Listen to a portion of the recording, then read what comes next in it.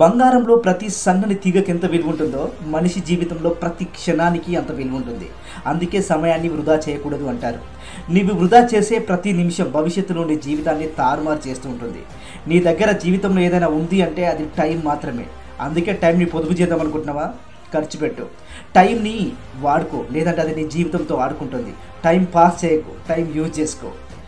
అంటే జీవితంలో సక్సెస్ అయిన వాళ్ళకైనా ఫెయిల్ అయిన వాళ్ళకైనా రోజులో ఉండేది 24 గంటలే. మరి వాళ్ళు ఎందుకు సక్సెస్ అవుతున్నారు, మనం ఎందుకు ఫెయిల్ అవుతున్నాం అంటే వాళ్ళు టైంను ఎలా వినియోగించుకోవాలో వాళ్ళకు ఒక ఐడియా ఉంది. సో వాళ్ళు టైంని వాడుకుంటున్నారు, మనం ఏం వాడుకోలేకపోతున్నాం.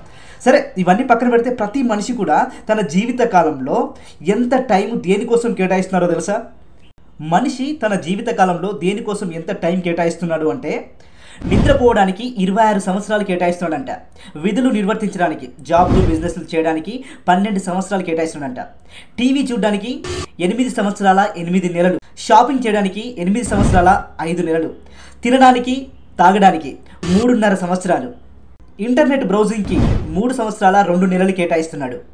పర్సనల్ అండ్ ప్రొఫెషనల్ మీటింగ్స్కి 2 సంవత్సరాలు, ఇంట్లో పనులకు 1 సంవత్సరం 5 నెలలు, ప్రయాణాలు చేయడానికి 1 సంవత్సరం 5 నెలలు. మనిషి తన జీవిత కాలంలో వాష్రూమ్ వెళ్ళడానికి 240 రోజులు కేటాయిస్తున్నాడంట. సో మొత్తానికైతే ఇంత టైం ఈ పనులకు మనం కేటాయిస్తున్నాం అనమాట. అందరికీ తెలిసిందే. బట్ మంచి విషయం ఎన్నిసార్లు చెప్పినా పర్లేదు, టైం పోతే మళ్ళీ తిరిగి రాదబ్బా. ఇది నువ్వు మారాల్సిన టైం, ఇది నువ్వు కష్టపడాల్సిన టైం, ఇది నువ్వు గెలవాల్సిన టైం, ఇది నీ టైం.